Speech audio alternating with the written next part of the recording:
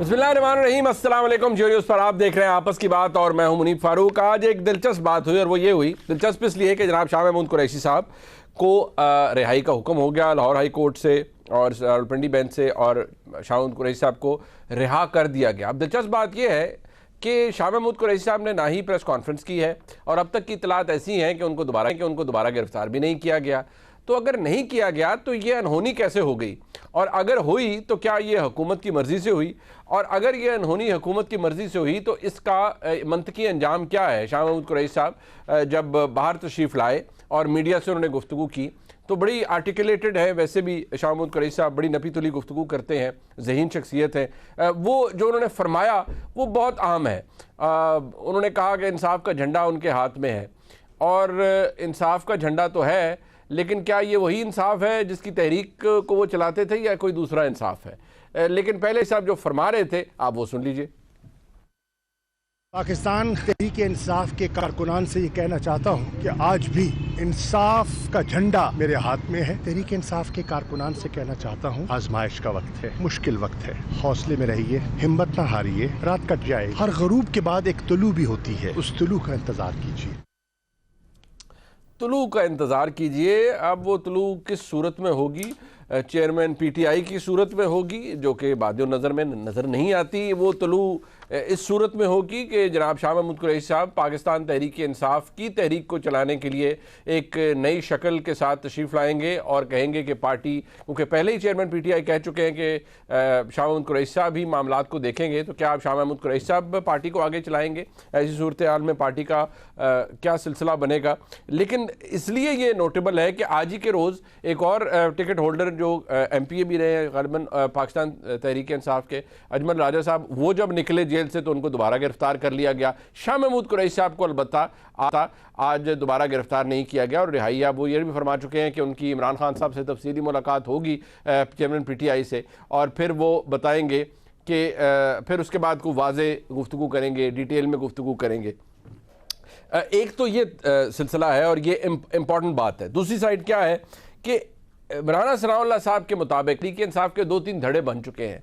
अब वो 2-3 धड़े किस शक्ल में हैं, और अगर हैं तो उनमें से कोई धड़ा क्या हुकूमत के लिए, किसी हुकूमती जमात के लिए चैलेंज है या नहीं है? क्या फिर हमारे राना साहब सुनिएगा। पंजाब में मुकाबला बिटवीन PTI एंड PMLN ही था, इसमें और कोई नहीं था। अब दूसरी तरफ जो है उनके 9 मई के एक्ट के बाद जो वहाँ पे टूट फूट हो रही है, वो 2 जगह पे हो जाए, वो 3 जगह पे हो जाए, वो हमें इफेक्ट नहीं। PTI 2 हिस्सों में भी बढ़ सकती है और 3 हिस्सों में भी बढ़ सकती है। 3 में इस तरह से बढ़ सकती है कि उसका एक हिस्सा तो पीपल्स पार्टी में जाएगा, क्योंकि पीपल्स पार्टी के पास ज्यादा गुंजाइश है, हमारे पास गुंजाइश कम है। एक हिस्सा उसका जहांगीर तरीन साहब अगर अपना ग्रुप बनाते हैं या अपनी पार्टी बनाते हैं, उसको वहाँ जाएगा। एक हिस्सा जो PTI में भी रहेगा। पार्टी कौन चलाएगा? शाह महमूद कुरैशी चलाएगा। अभी तक तो की खबर यही है। अब ख़बर यही है, और फिर लगता है ऐसा ही है कि शाह महमूद कुरैशी साहब हुकूमत की मर्ज़ी से ही निकले हैं यकीनी तौर पर। लेकिन ये क्या अंडरस्टैंडिंग है, इस पर गुफ्तगू करेंगे आज के प्रोग्राम में। और एक अहम डेवलपमेंट ये है कि जहाँ हुकूमत ने पहले एक कानून पास किया, उसकी अमल दरामद को रोक दिया गया, मुअत्तल कर दी गई सुप्रीम कोर्ट की जानिब से। दूसरा कानून पास किया गया review of judgement and orders के हवाले से, वो नाफिजुल अमल है, लेकिन अब बताया जाता है कि उसके ख़िलाफ़ भी एक दरख्वास्त आई और फिर दोबारा वो दरख्वास्त अब कल समाअत के लिए मुकर्रर कर ली गई है। और यही 3 मुअज़्ज़ज़ जज साहिबान, जिनमें जनाब चीफ जस्टिस साहब हैं, जनाब जस्टिस इजाज़ुल एहसन साहब हैं और जनाब जस्टिस मुनीब अख्तर साहब हैं, ये उसकी समाअत करेंगे। और क्या मुमकिन है कि दोबारा एक कानून की अमलदारी को रोक दिया जाए? अगर ऐसा होता है तो इसके क्या मामलात और इसके क्या नताइज निकलेंगे, ये भी आज के प्रोग्राम में हम डिस्कस करेंगे। मेरे साथ मौजूद हैं जनाब चीफ साहब, वफाकी वज़ीर हैं और हुकूमत की नुमाइंदगी करें। मियाँ साहब आपका बहुत शुक्रिया। जनाब हसन रज़ा पाशा साहब, चेयरमैन है executive committee Pakistan bar council, senior वकील हैं। पाशा साहब से हम इस हवाले से ज़रूर रहनुमाई चाहेंगे कि पाकिस्तान बार काउंसिल इस हवाले से क्या सोच रही है, और पार्लियामान अगर पास करती है कानून और दूसरी दफ़ा पास करती है एक कानून को, तो ऐसी सूरत हाल में अगर सुप्रीम कोर्ट की जानिब से कोई ऐसा हुक्म आता है तो उसकी इम्प्लिकेशंस क्या होंगी। हमारे साथ दौरे हाज़िर के अजीम सियासी तज्ज़ियानिगार जनाब इरशाद भट्टी साहब मौजूद हैं। उनकी अज़मत कई घंटों पर मोहित है, प्रोग्राम में उनकी अज़मत समा नहीं सकती। मैं उनका इंट्रोडक्शन इधर तक ही रखता हूँ। और आजकल क्योंकि भट्टी साहब चॉकलेटी हीरो बने हुए हैं और पता नहीं उनके अज़ाइम जो हैं वो क्या हैं, वो भी हम जानने की कोशिश करेंगे प्रोग्राम के आखिरी हिस्से में। बड़ी साहब आपका भी बहुत शुक्रिया, दिलचस्प आपने आज ड्रेसिंग भी की हुई है, बहुत शुक्रिया आपका। मैं सबसे पहले आपके सामने मियाँ साहब ये बात, शाह महमूद कुरैशी साहब को तो आप जानते हैं, आपके कुलीग है पार्लियामान के अंदर भी, मतलब कुछ सेटिंग करके ही आपने उन्हें बाहर भेजा है, या आप ये तो नहीं कह सकते कि अब हमें पता नहीं था, सिर्फ सेटिंग करके आपने उन्हें बाहर भेजा कि ठीक है तुसी आ जाओ, असी कुछ नहीं कहेंगे, जाके गल कर लो चेयरमैन पीटीआई नाल, नए बंदे के साथ नई शक्ल के साथ आ जाएं आप बाहर, आपको कुछ नहीं कहा जाएगा। उन्होंने प्रेस कॉन्फ्रेंस भी नहीं की, उन्होंने किसी चीज़ की ख़ास तौर पर ना सियासत से ना पार्टी से लाताल्लुकी की, लेकिन फिर भी आपने उन्हें जाने दिया। तो मियाँ साहब क्या सेटिंग की है आपने शाह महमूद कुरैशी साहब से? मियाँ साहब जिस तरह हंसे जे इन्होंने पता है जे, ऑफ कोर्स पता है, मियाँ साहब को बिल्कुल पता है। मैं मनीब शुक्रिया आपका। मैं अपने भट्टी साहब को ये ज़रूर अर्ज़ करूँगा जी कि मुझे कितना पता है कि इमरान खान साहब फौरी प्रेस कॉन्फ्रेंस करते हैं शाह महमूद कुरैशी साहब के मतलब, या कुछ देर बाद करते हैं, ये तो आने वाला वक्त बताएगा। बाकी जो आपने बात की कि इंसाफ कौन सा वो देंगे, इंसाफ अपना अपना, क्योंकि आजकल यही चल रहा है, अच्छा एजेंडा भी अपना अपना। ठीक है, ये किसी मेरा या अरशाद भट्टी साहब का या पाशा साहब की कावश तीनों की ना बनाने में थी, ना उसको तकसीम करने में या बखेरने में। इन्होंने 9-10 मई को जो कुछ किया है ये अभी कुछ नहीं हुआ। अच्छा, आप 9-10 मई का जो वाक़या इनसे हुआ है जी जी, और ये अचानक नहीं हुआ, ठीक है, और ये भी मनीब मैं बताता जाऊँ, आने वाला वक्त बताएगा आपको कि आलमी फोर्सेस, वो फोर्सेस जो पाकिस्तान को कमज़ोर देखना चाहती थीं, उनकी मशावरत से या उनकी हदायत पे पीटीआई के वो कोर कमेटी के मेंबरान इमरान की क़यादत में, जिन्होंने ये सारा डिज़ाइन बनाया किया, उसमें कुछ वो किरदार भी शामिल हैं जो आप प्रोग्राम शुरू होने से पहले एक ज़िले का नाम लेकर बता रहे थे। सही है, आप देखेंगे आने वाले वक्तों में कि ये सारे वो लोग हैं, ये सियासी लोग नहीं थे। ये इतना पैसा जो आ रहा था, अगर आप फॉरेन फंडिंग केस को मंतकी अंजाम तक पहुंचने देते तो शायद 9-10 मई का वाकया ना होता। नहीं बट अगर इसमें जरा वजाहत कर दीजिए। देखिए आपने कहा कोर कमेटी के लोग थे, कोर कमेटी में देखिए वाइस चेयरमैन है पाकिस्तान तहरीक इंसाफ शाह महमूद कुरैशी साहब, उनकी और वीडियो है जब इमरान खान साहब को गिरफ्तार किया, यही कहा कि कोई पुरतशद्दुद वाक़यात हो, लेकिन उन्होंने ये बिल्कुल कहा कि अपने कायद के लिए निकले, चेयरमैन पीटीआई के लिए निकले और आज घर मत बैठे, बच्चों के साथ फैमिलीज़ के साथ निकलेंगे, उन्होंने आवाज़ दी। सवाल मेरा आपसे ये था कि अब उन्होंने तो वो नहीं किया, ना सियासत छोड़ी ना पार्टी छोड़ी, अब बाकी सबको तो आप धरी जा रहे हैं, कोई निकलता है तो आप फिर गिरफ्तार कर लेते हैं, किसी और चक्कर में पकड़ा जाता है। ये इनको किस अंडरस्टैंडिंग के तहत आपने निकाला है, जरा इसके ऊपर मुझे जवाब आपका चाहिए। ये तो बात सामने आ गई, आपने कह दिया, हुकूमत ने कह दिया कि जो अमल हुआ वो फॉरेन फंडेड भी हो सकता है, वो बगावत का एलिमेंट भी है रियासत और फौज के खिलाफ, बट किस अंडरस्टैंडिंग के तहत कुरैशी साहब को निकाला है आपने? मैं एक बात अर्ज करता जाऊं, जो वाइस चेयरमैन का जिक्र आप कर रहे हैं शाह महमूद कुरैशी का, या मौजूदा जो प्रेसिडेंट हैं या साबिक प्रेसिडेंट थे जावेद हाशमी साहब, और मौजूदा प्रेसिडेंट हैं इनके परवेज़ इलाही साहब जी, ये तीनों उस कोर कमेटी का हिस्सा नहीं है।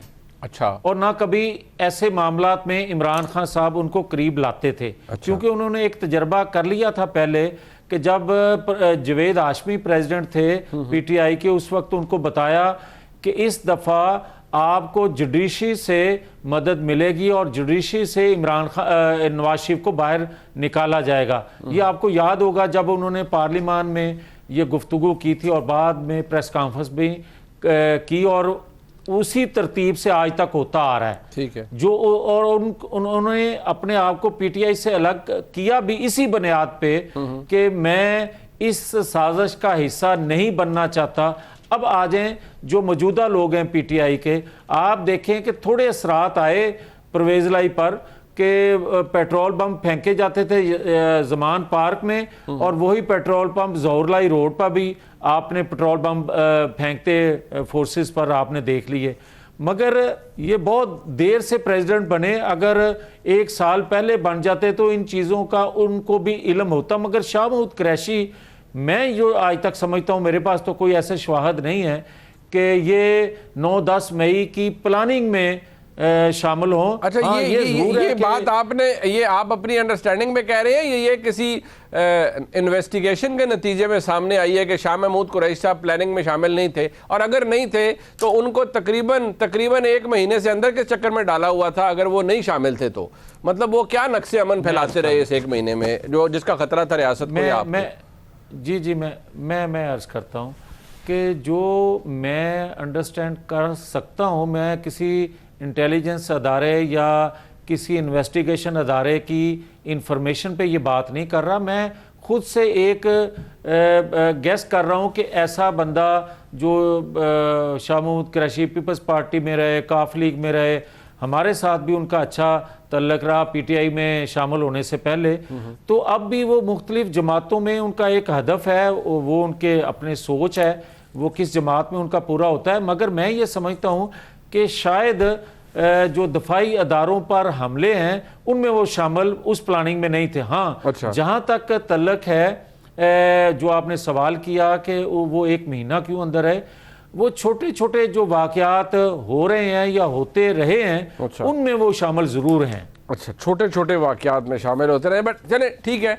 मैं ज़रा इससे पहले कि मैं पाहिर साहब के पास कानूनी अमल है वो चल रहा है, उसकी अहमियत है, सवाल भी ज़रूर उठाए जा रहे हैं, लेकिन मैं भट्टी साहब आप ज़रा मुझे ये बताइएगा, शाह महमूद कुरैशी साहब बगैर किसी वजह के तो बाहर नहीं आए ना, ज़ाहिरी बात है। पहले भी हुकूमत अगर उनको या रियासत रखना चाहती थी MPO के तहत या किसी भी मामले में तो रख सकती थी और अब भी रख सकती थी। आपका तज्जिया क्या कहता है या आपकी इंफॉर्मेशन क्या कहती है कि कुरैशी साहब को किस अंडरस्टैंडिंग के तहत बाहर आने दिया गया और दोबारा गिरफ्तार नहीं किया गया, और ये इंसाफ का कौन सा सूरज है जो गुरूब होने के बाद अब तुलू होने जा रहा है और जो इंसाफ का झंडा जनाब कुरैशी साहब ने उठा रखा है? देखिए भाईजान, ख़बर तो कोई नहीं, तजिया किया जा सकता है इस पे कि जो हालात चल रहे हैं 9 मई के शर्मनाक और पुरतशद्दद एहतजाज के बाद, और जिस तरह तरीके इंसाफ 9 मई के बोझ तले, जिसको 9/11 भी कहा जा सकता है पाकिस्तान का, उसके बोझ तले दबी हुई है, तो उसके बाद बातें बहुत सारी हो रही थी, क्योंकि शाह महमूद कुरैशी साहब की जेल में रहने पर कप्तान या कासिम के अब्बा बड़े हैरान भी हुए ज़मान पार्क में अपने दोस्त के साथ कि मुझे तवक्को थी कि ये और परवेज़ इलाही मुझे जल्द छोड़ जाएंगे, लेकिन जिन पर तवक्को थी नहीं थी वो जल्द छोड़ गए, और जिन पर तवक्को थी वो रुके हुए हैं और अभी हैं। और इसके बाद उन्होंने इनको अपना जानशीन भी मुकर्रर किया। अब बात यह है कि अगर ये ऐसे ही है कि जैसा मैं और आप समझ रहे हैं, या एक तज्जिया कर रहे हैं, या एक सामने हालात का देख रहे हैं, तो इससे बेहतर चीज़ मेरे ख्याल है कोई नहीं हो सकती कि लेकिन इसमें फिर वही बात कि कल ज़मान पार्क में जब उनकी मुलाकात होती है चेयरमैन PTA से, जी बिल्कुल, तो हाँ, क्या कासिम के अब्बा, जिनका मिजाज है T20 वाला और वो टेस्ट को भी T20 खेलते हैं, और जो इस वक्त अनडाउटेबली, जैसे हम माने ना माने या मैं तो इस पे तनकीद भी करता रहा हूँ, लेकिन ग्राउंड रियलिटी है कि मुस्लिम लीग नून का वोट नवाज शरीफ का वोट है, बिल्कुल, पीपल्स पार्टी का वोट भुट्टोस का वोट है, इसी तरह तरीके इंसाफ का वोट कासिम के अब्बा का वोट है, और कासिम के अब्बा का दूसरा नाम तरीके इंसाफ है, बिल्कुल। तो अब क्या कासिम के अब्बा मान जाएंगे जो शाह महमूद कुरैशी अकेले बैठकर बकौल उनके तन्हाई में सोचते रहे? और क्या इमरान खान साहब वैसे जैसे कि वक्ती तौर पर अमली सियासत मतलब से इलादा होंगे, पार्टी फैसलों से इलादा होंगे? क्या तरीके इंसाफ से वो माइनस इमरान की जो बातें हैं या कासिम के अब्बा की बातें हो रही हैं वो हो पाएंगी? तो अब अगर ऐसा हो जाता है वक्ती तौर पर, तो यकीन करें कि ये बहुत बड़ा रिलीफ होगा तरीके इंसाफ के लिए। उनका मुश्किल तरीन वक्त गुजर सकता है, पार्टी मजीद टूट फूट से बच सकती है, इलेक्शन में बेहतर सूरत में वो जा सकते हैं, काबिल कबूल हो सकते हैं। तहरीक इंसाफ सियासत में रह सकती है। अच्छा। और वो एक स्टेक होल्डर होंगे इस निज़ाम के, और शायद इसका इनडायरेक्ट फायदा पहुंचे कासिम के अब्बा को। ठीक है, लेकिन मतलब वक्त के क्या साथ साथ कल कुछ की डील भी हो मुलाकात- सकता है ना, आपको लगता है कोई माफी भी मिल सकती है आगे चल के, कोई मामला नहीं, दुरुस्त हो देखिए सकते हैं? तीन चार चीजें तो बड़ी अहम है, इसमें तो कोई शक नहीं कि करने वाले, उकसाने वाले, मंसूबा बनाने वाले ये तो अदालतों से ही छूट पाएंगे, इसमें तो कोई शक नहीं, और होना भी ऐसे ही चाहिए। लेकिन तहरीके इंसाफ 7-8 हज़ार लोगों पर मुश्तमिल नहीं, 1.5 करोड़ लोग उनके साथ थे। ठीक है। और इसके अलावा जो मनसूबाबंदी अगर की है तो वो भी, जैसे मेरी इतलात हैं कि उसमें भी कोई 8-10 लोग शामिल थे, तो वो 8-10 लोग तहरीके इंसाफ नहीं है, इसके अलावा भी बहुत सारे सैकड़ों हज़ारों लोग हैं। तो क्या ये हो पाएगा? क्या कल की मुलाकात कैसे हो पाती है? अगर उस पर शाह महमूद कुरैशी मना लेते हैं तो क्या वो आगे चलकर इसको इम्प्लीमेंट भी कर पाते हैं? ये सवाल है ना, अहम सवाल है। ये सवाल अपनी जगह। बड़ी साहब जल्दी कर दीजिए, मैं जरा अपना मियां साहब, मैं पाशा साहब से पूछना है, इसकी कानूनी साइड भी है, जरा आप जी। ये आज पहली दफ़ा मुझे इत्फाक हो रहा है अरशाद भट्टी साहब की गुफ्तगू से। मैं ये कह रहा हूँ कि बतौर जमात पीटीआई पे ना कोई पाबंदी होनी चाहिए, ना इसको सियासत से बाहर करना चाहिए, हक है इनका। पीटीआई के साथ वाबस्ता जो लोग हैं, जो इन्होंने बात की है ना 8-10 लोगों की, जी 8-10 लोगों में जो मास्टरमाइंड है, क्या उसके बगैर, और जो भट्टी साहब ने कहा है कि अदालतों से इनको रिलीफ मिल जाएगा या छुट्टी मिल जाएगी या बाहर आ जाएंगे, यही तो असल मसला है कि अगर पाकिस्तान की रियासती इदारों पर हमला आवर होने वाले को, और वो भी दफाई इदारे पर हमला आवर होने वाले को अदालतें छोड़ रही हैं या छोड़ देंगी, तो फिर मुझे ये बताएं कि आर्मी एक्ट जो आप सवाल करते हैं हमेशा कि सियासी लोग क्यों उसको सपोर्ट करते हैं, तो फिर जब अदल का निजाम ऐसा होगा तो फिर आर्मी एक्ट को क्यों नहीं सपोर्ट किया जाएगा रियासत को बचाने के लिए? एक जुमला मैंने ये कहा था, मेरे नानके पिंड कुछ ऐसा, मैंने कहा था कि उनको रिलीफ 8-10 को अदालत से ही मिल सकता है। मतलब आपने एक लफ्ज इस्तेमाल किया था माफी तलाफी या पॉलिटिकल कंसेंसस में। इस वक्त जो ग्राउंड रियलिटीज है, मुझे नहीं लगता कि कोई ऐसा कोई हो तो माफी ताफी पॉलिटिकली मिल जाए। बट एक बात जो मिलेगा अगर अदालत से मिलेगा। Let me bring it to Pasha साहब के पास आना चाहूंगा, क्योंकि शाह महमूद कुरैशी साहब के हवाले से भी ये गुफ्तगू जरूर होती रही है। मैं जरा ये क्लिप एक सुनाना चाहूंगा। मैं पाशा साहब से पूछना चाहूंगा कि ये तब्दीली क्या आ सकती है कानूनी तौर पर? एक तरफ वजारत दाखिला के सबसे अहम जो मिनिस्टर हैं, वजारत दाखिला को लीड कर रहे हैं, उनका ये मौक़िफ़ है, और आज अदालती हुक्म ज़रूर आता है और फिर उनको छोड़ दिया जाता है, उनके खिलाफ और कोई कार्रवाई नहीं होती। तो ये तफरीक क्यों है? पाशा साहब, शाह महमूद साहब बकौल राना सनाउल्लाह साहब के मनसूबाबंदी कर रहे थे। अब अदालत उन्हें, बिल्कुल ठीक है, वो उनको अगर रिलीज़ का हुक्म आ जाता है, लेकिन उनको किसी और मुकदमे में नहीं धरा गया, ना ही उनको गिरफ्तार किया गया है। वो अब कह रहे हैं कि वो कल चेयरमैन पाकिस्तान तहरीक इंसाफ को मिलेंगे और उसके बाद तफसीली गुफ्तगू करेंगे। तो ये तफरीक आपको नज़र आ रही है? क्योंकि सवाल लोग करते हैं कि फिर जो जिनको पकड़ा जा रहा है, हर बंदा तो डायरेक्टली इन्वॉल्व नहीं होगा, ना प्लानिंग में ना एग्जीक्यूशन में। तो ये गुंजाइश हम क्यों निकाल रहे हैं? और अगर निकाल रहे हैं तो ये अदालती निज़ाम के लिए या निज़ाम इंसाफ के लिए कितना बड़ा प्रॉब्लम है आपके नज़दीक? देखिए, 9 मई के बाद जो वाक़यात हुए और उसके बाद जो अदालतों ने अपना किरदार अदा किया, मैं समझता हूँ कि जो 3 और 16 MPO के तहत जो नजरबंदियां की गई, उसमें ऑलमोस्ट 90% केसेस में अदालतों ने रिहा करने का हुक्म सादर किया। और हम बतौर इदारा पाकिस्तान बार कौंसिल भी ये समझते हैं कि पॉलिटिकल वर्कर्स पे ये 3 MPO और 16 MPO का नफाज जो है वो कोई मुनासिब नहीं है। ना ही सेक्शन 144 का जब नफाज होता है तो ये भी आर्टिकल वो क्या कहते हैं उसके खिलाफ है, जो बेसिक राइट है, फंडामेंटल राइट्स कॉन्स्टिट्यूशन में दिए गए हैं, राइट टू असेंबल। जी राइट। अब बात ये है कि जो आप फरमा रहे हैं शाह महमूद कुरैशी साहब के हवाले से, तो मेरा ख्याल है, जो मुझे लग रहा है वो ये लग रहा है कि उन्होंने झंडा तहरीक इंसाफ का उठा लिया है।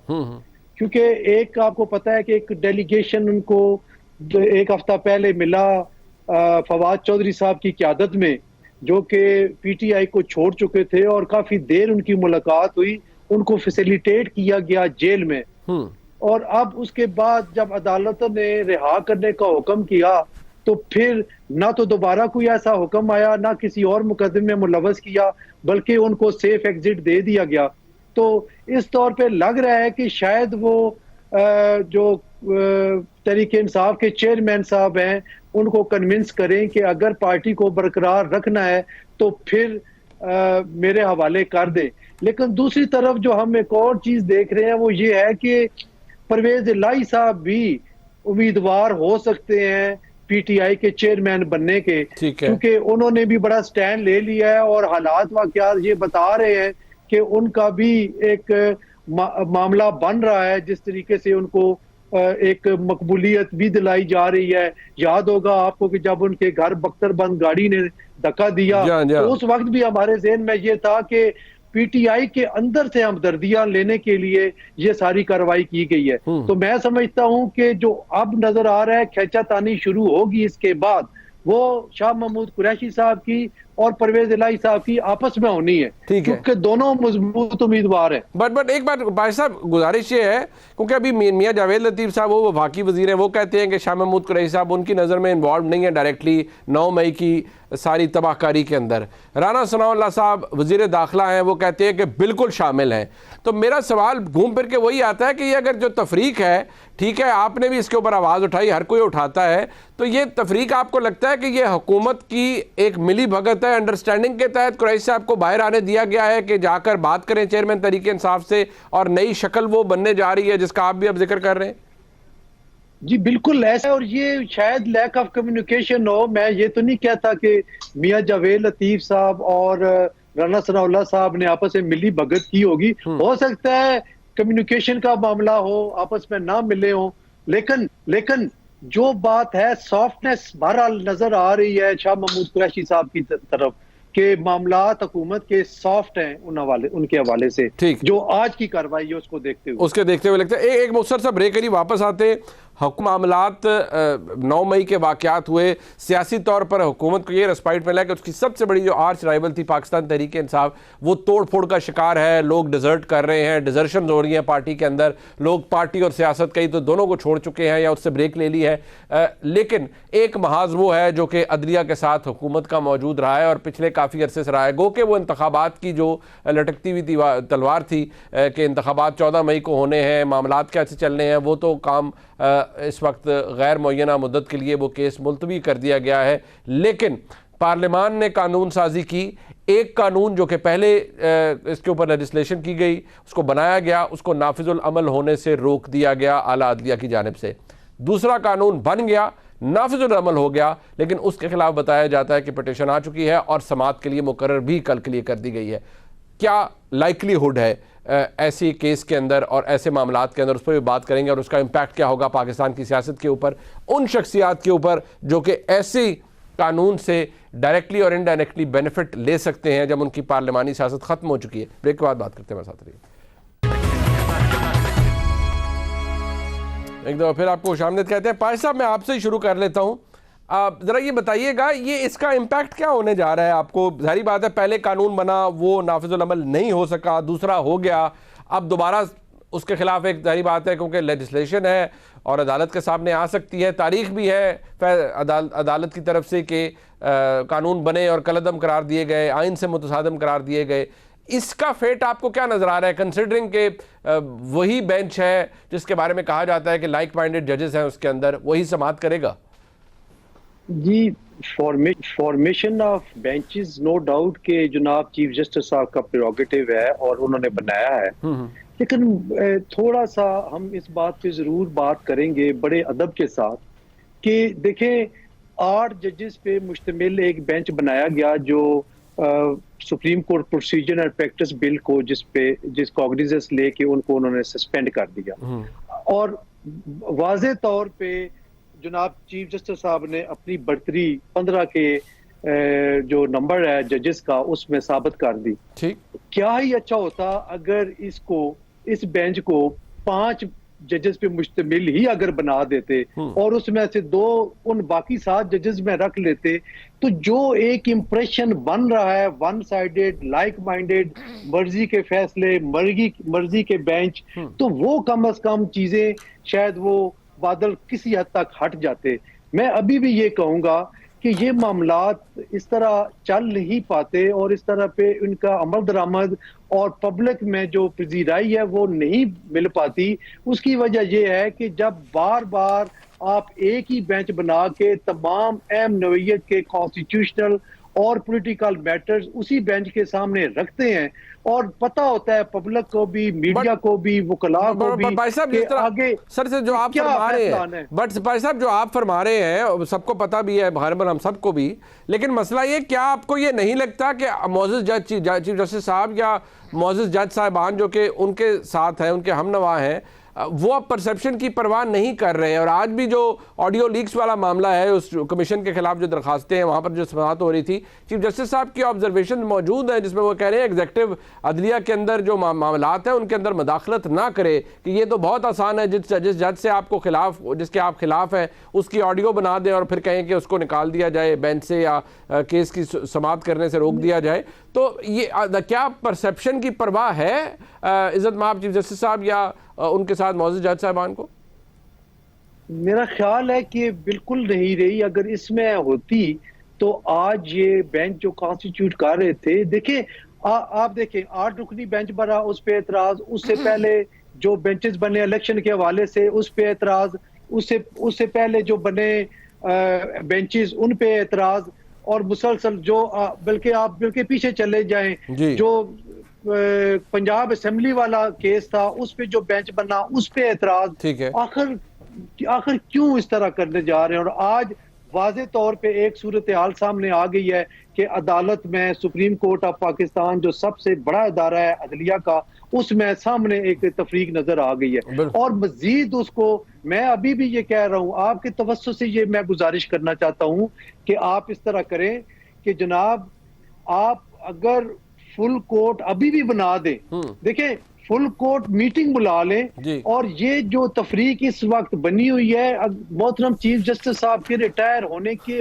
बाद भी ये खत्म नहीं होगी, ये जारी रहेगी। अच्छा। और अगर इसको ठीक करना है, इसकी तौकीर को सलामत रखना है, तो ये जरूरी है। ये होता हुआ नजर हमें नहीं आ रहा, बट सर ये इस्तदा तो आपकी जानिब से भी की गई, ऑफिशियली अनऑफिशियली अदालत में भी, बार भी, लेकिन नहीं मानी गई। बट मियां जावेद लतीफ साहब, हम तो सर जी हम तो दरवाजा नॉक करते रहेंगे सर, वो बिल्कुल आप दुरुस्त फरमा रहे हैं सर, घंटी तो बजाते रहेंगे, लेकिन मसला वही है कि किसी की मर्जी होगी वो दरवाजा खोले या ना खोले। मियां जावेद लतीफ साहब, अदालत के पास इख्तियार है, दूसरा कानून भी मुअत्तल हो गया, तो क्या तीसरा कानून बनाने के लिए आप कमर बस्ता है कि ठीक है कोई बात नहीं, हम एक और कानून बनाएंगे, दोबारा लेजिस्लेशन करेंगे, क्या ये सोच है?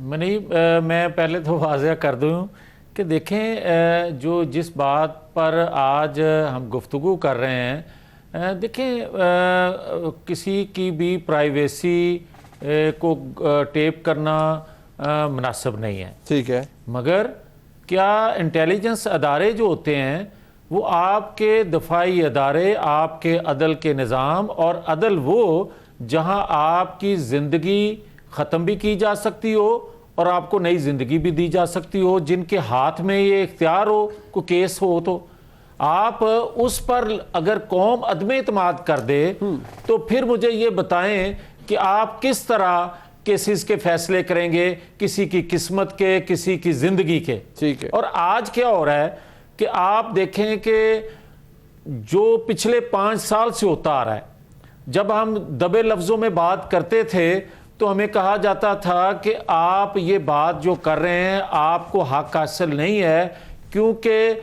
आप अदल के निज़ाम पे या अदल पे या अदालत पे या मोहतरम जज पे आप उंगली नहीं उठा सकते। जी। मगर हमारे साथ सब कुछ होता रहा। आज 5 साल के बाद लोग बोल रहे हैं कि 2017 में भी गलत हुआ था और आज तक उसी का तसलसल है।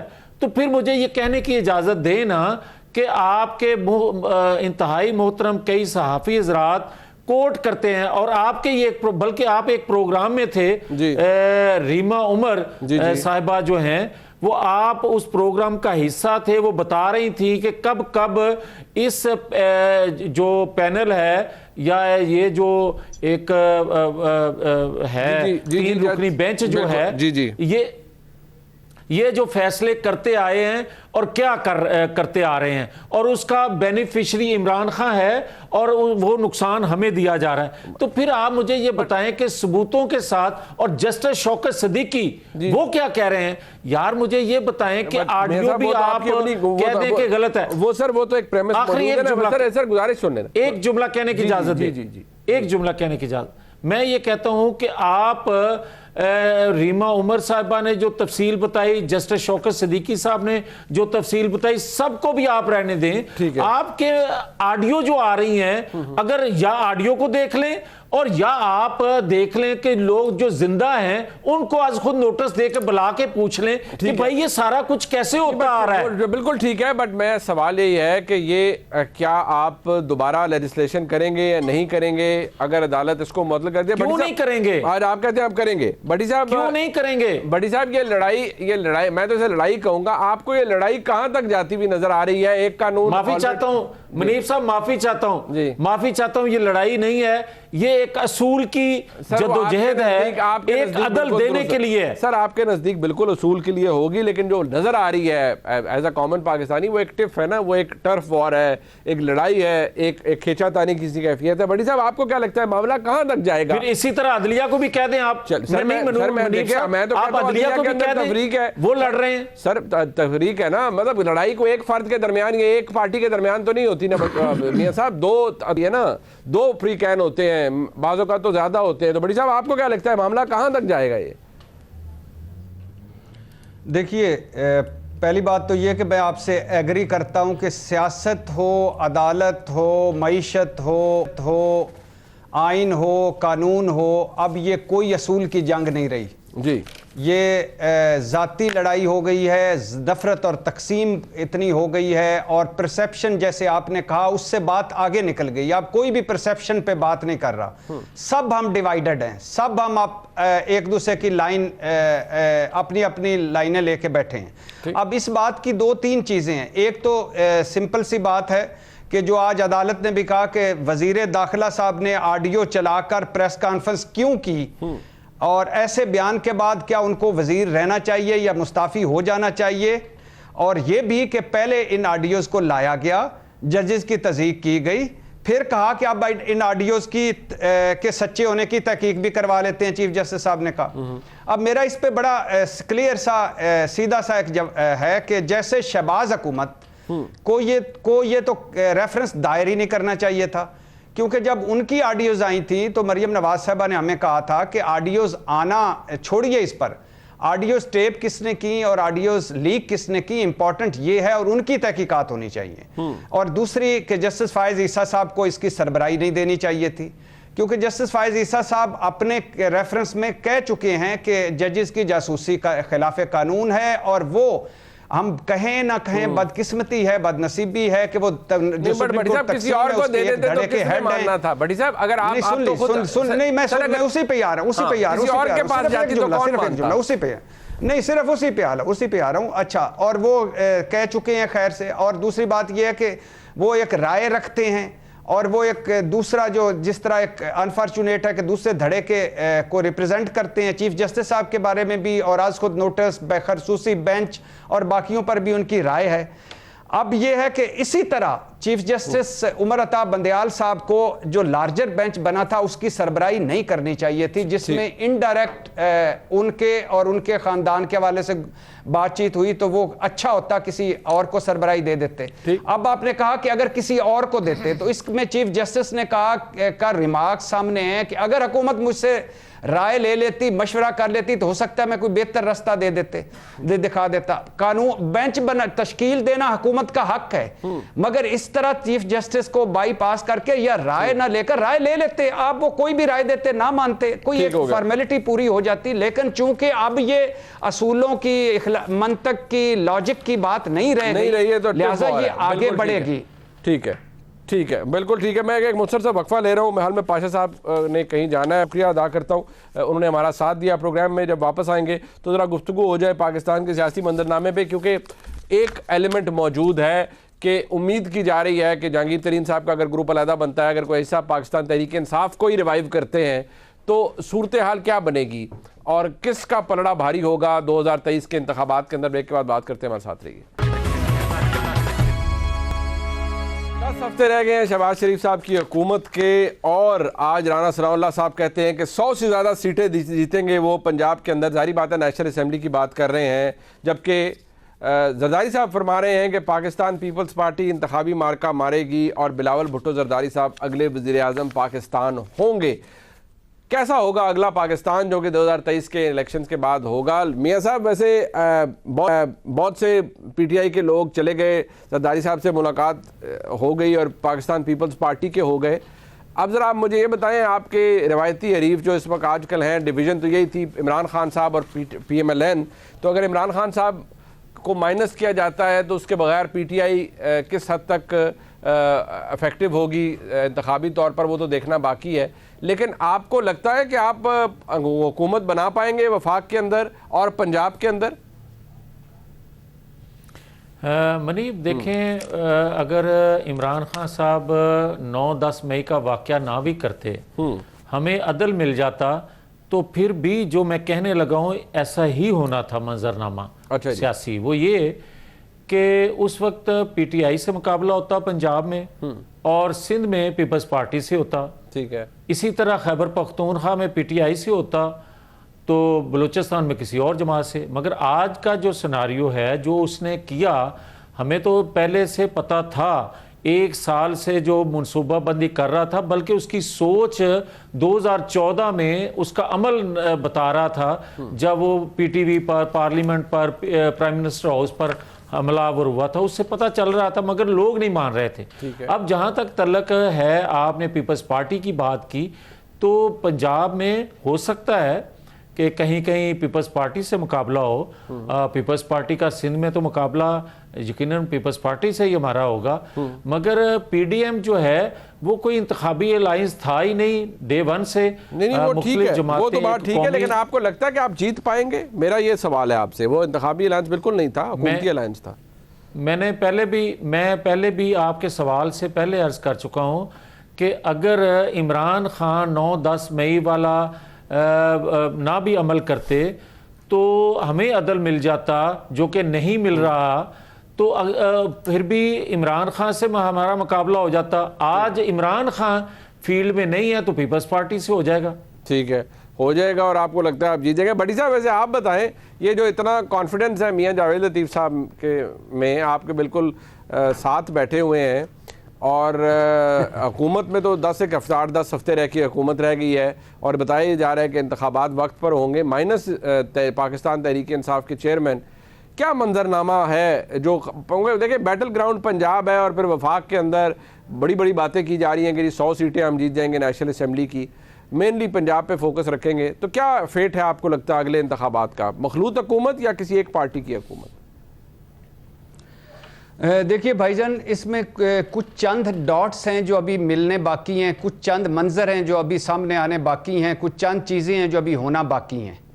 पहला, इलेक्शन कब होते हैं। ठीक। दूसरा, इलेक्शन जब होते हैं कासिम के अब्बा कहाँ होते हैं और किस हाल में होते हैं। वाह। तीसरा, तहरीके इंसाफ किस हालत में होती है। चौथा, ये जो नई धड़ाबंदियां बन रही हैं, इन धड़ाबंदियों की हतमी शक्ल क्या होती है। पांचवा, साउथ पंजाब का पका फल जरदारी साहब का जुगाड़ लग जाता है या नहीं। छठा, कि जहांगीर तरीन साहब जो हैं, जहाज़ उनका कितना चलता है।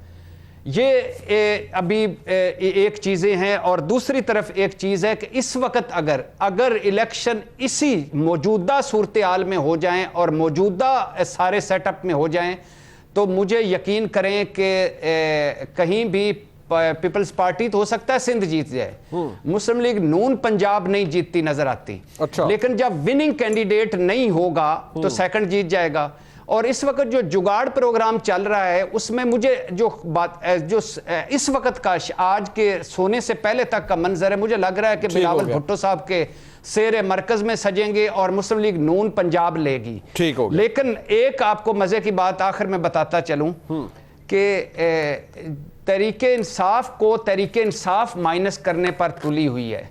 बिल्कुल ठीक और है। बहुत सारे लोग, मैं हैरान हूं कि वादा माफ गवाह बनने को तैयार हैं। बिल्कुल ऐसे ही और है। सुना जा रहा है कि साईं उस्मान बुजदार साहब बस अभी रह नहीं दें। चले, अच्छा हो गया, जबरदस्त हो गया, आपने हवाला दे दिया। अब उनसे बहुत उनस रहा है जनाब उस्मान बुजदार साहब से। प्रोग्राम आपने देखा जी, देखने का बहुत शुक्रिया। खुदा हाफिज़।